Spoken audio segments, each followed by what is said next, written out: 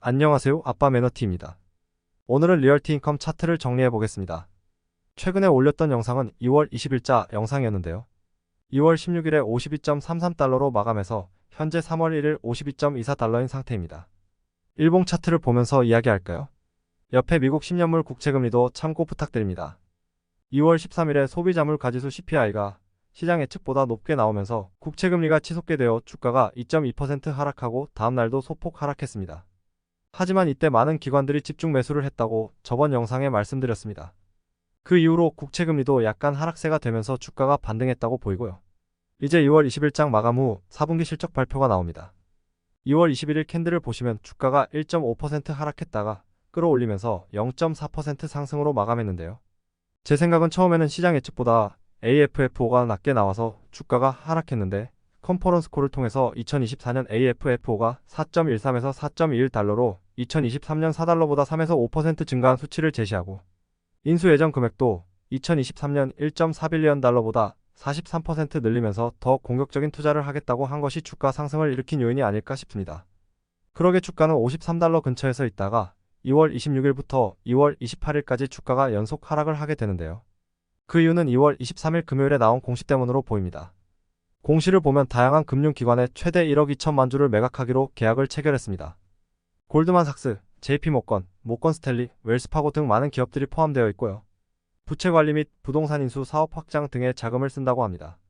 기존 ATM이 8월 3일에 완료되면서 새로운 계약을 체결했다고 볼 수 있습니다. 지금 스피릿 리얼티 캐피털을 인수하고 올해는 공격적인 인수를 한다는 계획에 따른 자금이 필요한 것으로 해석되네요. 그럼 주식수가 늘어나는 것이니 주식의 가치가 희석될 것 같은데요. 그래서 3년간 주식수, 주가, 시총을 봤습니다. 하늘색 막대가 주식수고 회색이 시총, 주가는 주황색 선입니다. 주식수의 주가를 곱하면 시총이 나오겠죠. 2021년에 주식수가 3.7억 주였는데 2024년 2월 기준으로 8.6억 주까지 올라갔습니다. 2배 이상 늘었네요. 2021년은 주식수가 크게 증가하지 않았음에도 주가와 시총이 잘 오릅니다. 그 이유는 이때는 저금리로 부동산이 호황이었다고 보는데요. 표를 보시면 AFFO도 잘 성장합니다. 2022년 1분기에 주식수가 급격히 증가하는데 베리츠를 인수하면서 주식을 발행하게 된 것이죠. 시총은 4분기 대비 38%가 뛰는데 주가는 5.5%가 내려갑니다. 하지만 2022년 3분기까지 주식수가 추가로 늘어남에도 주가는 올라요. 2021년 4분기에 AFFO가 0.94에서 2022년 1분기에 0.98로 오른 영향이 있지 않을까 싶습니다. 합병에도 실적이 잘 나왔다고 볼 수 있을 것 같은데요. 이제 2022년 4분기에 인플레이션으로 인한 고금리 정책을 피면서 주가가 크게 하락하게 됩니다. 2023년 1분기에 어느 정도 회복하지만 이 3분기를 거치면서 주식수는 늘어나고 주가는 하락하게 돼요. 2023년 4분기는 스프릿 인수가 발표되면서 주가가 50.9달러로 크게 하락했는데요. 2024년 2월 기준으로 스피릿 리얼티 캐피털 인수를 완료하면서 주식수가 8.6억 주까지 뛰고 주가는 52.2달러까지 회복된 상태입니다. 여기서 얻을 수 있는 정보는 두 가지라고 생각합니다. 지금과 같이 금리가 높은 상태에서 고성장을 기대하기 힘들 때는 2023년 1분기부터 4분기를 보시면 AFFO가 증가하지만 주가가 하락을 하는 것이 보이고요. 2021년부터 2022년을 보시면 인수합병, 주식수 증가에도 주가는 결국 오르는 것을 볼 수 있습니다.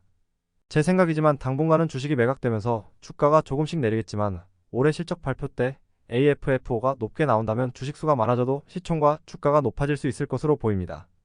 대외적인 환경이 좋아져야 되고 성장성을 보여주는 게 중요할 것 같아요. 이제 2월 동안 기관 매매 현황을 보고 마무리하겠습니다. 2월 5일 미국 10년물 국채금리가 4.0%대에서 4.16%로 치솟으면서 주가가 하락하는 동시에 기관들이 매수가 크게 늘어납니다. 그리고 2월 13일 소비자물 가지수 CPI가 발표된 날 국채금리는 4.33%까지 오르면서 주가가 51달러까지 내려가는데요. 이때 기관들의 매수가 엄청났습니다. 2월 15일 이후로는 큰 변화가 없다가 2월 23일부터 매수가 늘어나는데요. 오퍼링 발표가 난 날이죠. 공시는 2월 23일에 났지만 계약은 2월 20일에 했다고 하니 2월 23일부터 매수가 늘어난 게 이해가 됩니다. 그리고 2월 29일에도 매수가 컸는데요. 특이점은 2월 28일은 매도가 더 우세였습니다. 28일만 자세히 보니 코엔스티어스라는 기관이 대부분 매도한 거였습니다. 대량 매수했던 시점을 봤더니 손해를 보고 매도한 것 같네요. 정리하면 2월 한 달 동안 주가가 크게 내려갈 때 기관들은 꾸준히 매수하는 모습을 보였습니다. 지금의 배당률이 엄청 매력적이긴 하죠. 10년물 국채금리를 다시 보면 3월 1일에 크게 내려간 모습인데요. 만약 이 하락 추세가 이어진다면 단기로는 리얼티 인컴 주가가 올라갈 가능성이 높아 보입니다. 하지만 상업용 부동산의 위기가 해결되지 않았기 때문에 이 부분도 항상 염두에 둬야 될 것 같아요. 2월 23일 GAM 기사에 따르면 미국 오피스 빌딩 공실률이 올해 1월 기준으로 19.6%라고 합니다. 도이체 판트비리프 방크는 서브프라임 모기지 사태 이후 최악의 부동산 위기가 전개될 것이라고 경고하는데요. 리얼티 인컴은 사물을 보는 오피스 빌딩의 비중은 낮지만 영향을 아예 안 받는다고 볼 수는 없을 것 같아요. 계속 기사를 보면서 상황이 어떤지 모니터링해 봐야겠습니다. 오늘 준비한 내용은 여기까지고요. 시청해주셔서 감사합니다.